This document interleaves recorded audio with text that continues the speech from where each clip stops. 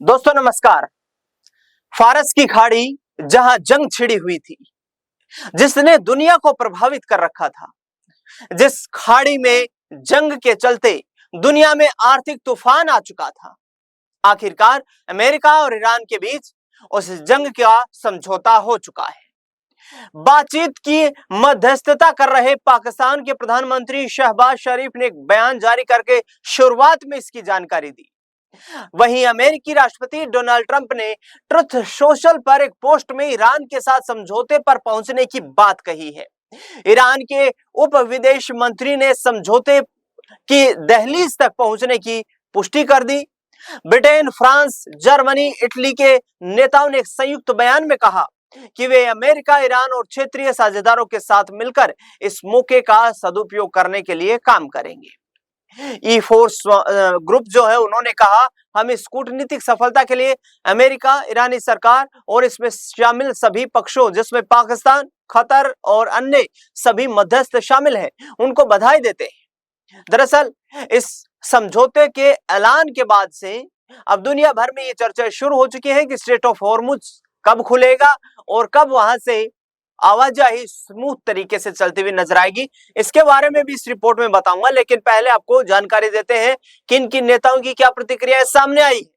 पाकिस्तान के पीएम ने की समझौते की घोषणा। इस समझौते के लिए मध्यस्थ की भूमिका निभाने वाले पाकिस्तान के प्रधानमंत्री शहबाज शरीफ ने एक्स पर लिखा, लंबी बातचीत के बाद हमें यह घोषणा करते हुए खुशी हो रही है कि अमेरिका और ईरान के बीच शांति समझौता हो गया है। दोनों पक्षों ने लेबनान समेत तमाम मोर्चों पर सैन्य कार्रवाई को तुरंत और स्थायी रूप से रोकने की घोषणा की है। अमेरिका ईरान समझौते की घोषणा के बाद एशिया में शुरुआती कारोबार के दौरान तेल की कीमतों में गिरावट भी दर्ज की गई है। इस समझौते के तहत हॉर्मुज स्ट्रेट को फिर से खोलने की तैयारी है।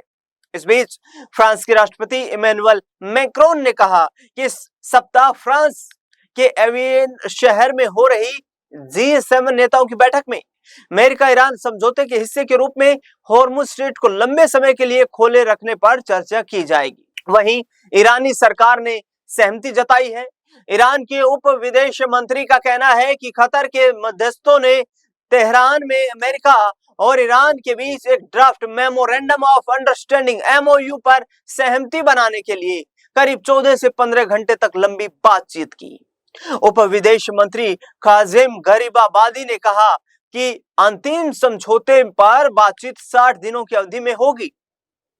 इसमें ईरान को कई मुद्दों पर बात करनी है और सबसे बड़ी प्राथमिकता उस पर लगे प्रतिबंधों को हटाने पर है। काजिम गरीबाबादी ने ईरानी सरकारी मीडिया को बताया, इस बातचीत की प्रक्रिया में काफी समय लगा है। ईरान और अमेरिका के बीच इस्लामाबाद मेमोरेंडम ऑफ अंडरस्टैंडिंग के लिए मसौदे पर बातचीत को अंतिम रूप देने के लिए रविवार को तेहरान में कतर का एक प्रतिनिधि मंडल भी मौजूद था। अब फिर से शुरू होगा तेल का व्यापार।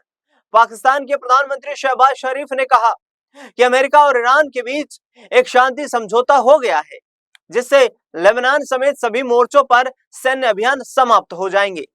शहबाज शरीफ के ने बयान जारी करके कहा कि समझौते पर शुक्रवार को स्विट्जरलैंड में आधिकारिक रूप से हस्ताक्षर किए जाएंगे। डोनाल्ड ट्रंप ने कहा कि जब शुक्रवार को समझौते पर हस्ताक्षर हो जाएंगे, तब से तेल की आवाजाही फिर से निर्बाध रूप से शुरू हो जाएगी। बीबीसी के अनुसार यह घोषणा ट्रंप के 80वें जन्मदिन के मौके पर हुई। हालांकि समझौते का पूरा विवरण अभी तक साझा नहीं किया गया है। ईरान के उप विदेश मंत्री ने सरकारी टीवी पर पुष्टि की कि समझौता अंतिम रूप ले चुका है।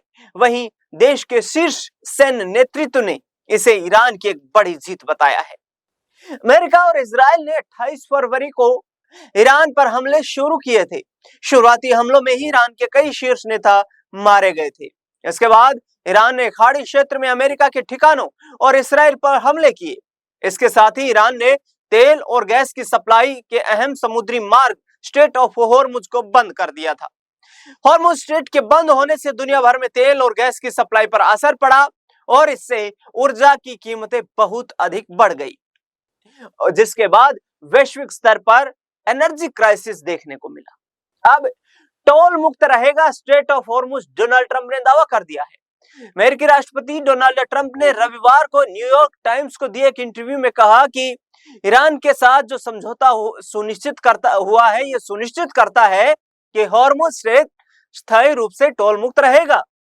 अखबार के अनुसार 28 मिनट के फोन इंटरव्यू में ट्रंप ने यह भी कहा कि अगर ईरान अमेरिका के साथ अंतिम परमाणु समझौते तक नहीं पहुंचता है तो वह सैन्य हमले फिर से शुरू कर देंगे या फिर अमेरिका को मध्य पूर्व का संरक्षक बना दिया जाएगा, जिसके बदले क्षेत्र में कुल आय का 5वां हिस्सा ईरान को मिलेगा। उन्होंने अपने पहले के दावे दोहराते हुए कहा कि फरवरी में ईरान पर हमला करने और उसके बाद उसके बंदरगाहों की सैनिक नाकेबंदी करने के फैसले ने मध्य पूर्व को फिर से अमेरिका के पक्ष में झुकाया है। इस डील की घोषणा करते हुए डोनाल्ड ट्रंप ने ट्रुथ सोशल पर लिखा, यह शानदार डील पूरे क्षेत्र में शांति और सुरक्षा लेकर आएगी। उन्होंने लिखा, कई राष्ट्रपतियों ने ईरान के साथ शांति स्थापित करने की कोशिश की, लेकिन मुझसे पहले सभी नाकाम रहे। क्षेत्र के नेताओं को पहली बार एक ऐसा राष्ट्रपति मिला जो असली शांति ला सकता है। शुक्रवार को हस्ताक्षर होने के साथ ही स्ट्रेट ऑफ हॉर्मुज खुल जाएगा और समुद्री बारूदी सुरंगें जो लगाई गई हैं वो हटा दी जाएंगी और फिर से क्षेत्र में पूरी दुनिया में तेल की निर्बाध आवाजाही शुरू हो जाएगी।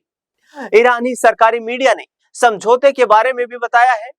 ईरान के उप विदेश मंत्री काजिम गरीबाबादी ने सरकारी टीवी को फोन पर पुष्टि की और अमेरिका के साथ समझौते का अंतिम रूप लेने की घोषणा की। इसके साथ ही शुक्रवार को स्विट्जरलैंड में इस पर आधिकारिक हस्ताक्षर होने की भी बात कही। ईरानी सरकारी मीडिया ने अमेरिका और ईरान के बीच 14 बिंदुओं वाले एक समझौता ज्ञापन MOU मेमोरेंडम ऑफ अंडरस्टैंडिंग के मसौदे पर ब्यौरा प्रकाशित करने का दावा किया है। हालांकि इन बिंदुओं पर आधिकारिक पुष्टि अभी किसी भी देश ने नहीं की है। अर्ध सरकारी समाचार एजेंसी मेहर के अनुसार मसौदे में तमाम बातें शामिल हैं, जिसमें लेबनान समेत सभी मोर्चों पर स्थायी युद्ध विराम होगा। अमेरिका की ओर से ईरान के आंतरिक मामलों में हस्तक्षेप न करने की प्रतिबद्धता है। 30 दिनों के भीतर अमेरिकी नौसैनिक नाकेबंदी को हटाना होगा। 30 दिनों के भीतर ईरानी व्यवस्थाओं के तहत हॉर्मुज स्ट्रेट को फिर से खोलना होगा। अमेरिका और उसके सहयोगियों की ओर से ईरान के पुनर्निर्माण में कम से कम $300 अरब देने की योजना है। ईरानी तेल और ऊर्जा उत्पादों पर लगे प्रतिबंधों को समाप्त करना भी शर्त है। परमाणु हथियार नहीं बनाने की ईरान की प्रतिबद्धता रहेगी। अमेरिका की ओर से क्षेत्र में अपनी सैन्य मौजूदगी नहीं बढ़ाने और नए प्रतिबंध नहीं लगाने की प्रतिबद्धता रहेगी। अर्ध सरकारी समाचार एजेंसी मेहर ने यह भी दावा किया, अंतिम वार्ता तब तक शुरू नहीं होगी जब तक ईरान की फ्रीज हुई संपत्तियों का कम से कम आधा हिस्सा जारी नहीं कर दिया जाता। ईरानी तेल पर लगे प्रतिबंध निलंबित नहीं कर दिए जाते और नौसैनिक नाकेबंदी समाप्त नहीं कर दी जाती। रिपोर्ट्स में कहा गया कि अंतिम समझौते को संयुक्त राष्ट्र सुरक्षा परिषद के प्रस्ताव के जरिए मंजूरी दी जाएगी।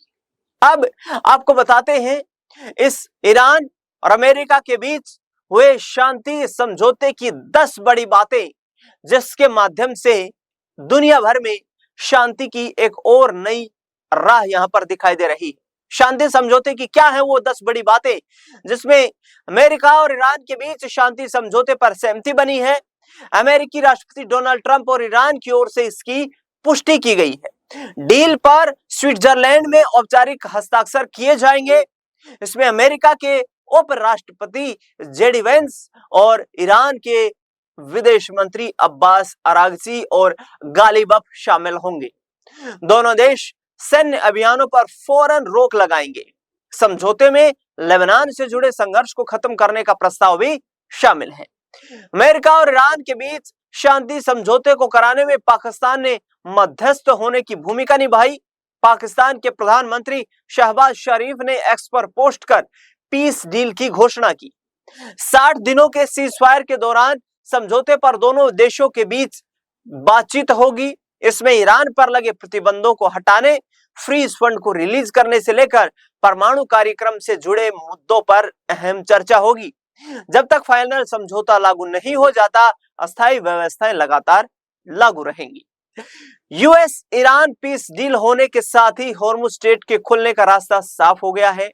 डोनाल्ड ट्रंप ने अपने social media account truth social पर पोस्ट करके घोषणा करते हुए कहा कि शुक्रवार से हॉर्मुज़ स्ट्रेट दोबारा खोल दिया जाएगा। इसके अलावा अमेरिकी ईरानी पोर्ट भी लगाए गए अपने ब्लॉकआउट को खत्म करने के लिए। समझौते के ड्राफ्ट के तहत अमेरिका ईरान के करीब 25 अरब डॉलर की फ्रीज संपत्तियों को जारी करेगा। इसकी आधी रकम यानी कि करीब 12 अरब डॉलर समझौते से पहले ही उसे जारी करनी होगी। समझौते के ड्राफ्ट के तहत अमेरिका ईरान की करीब 25 अरब डॉलर की फ्रीज संपत्तियों को जारी करेगा, जिसकी आधी रकम 12 डॉलर समझौते से पहले जारी की जानी है।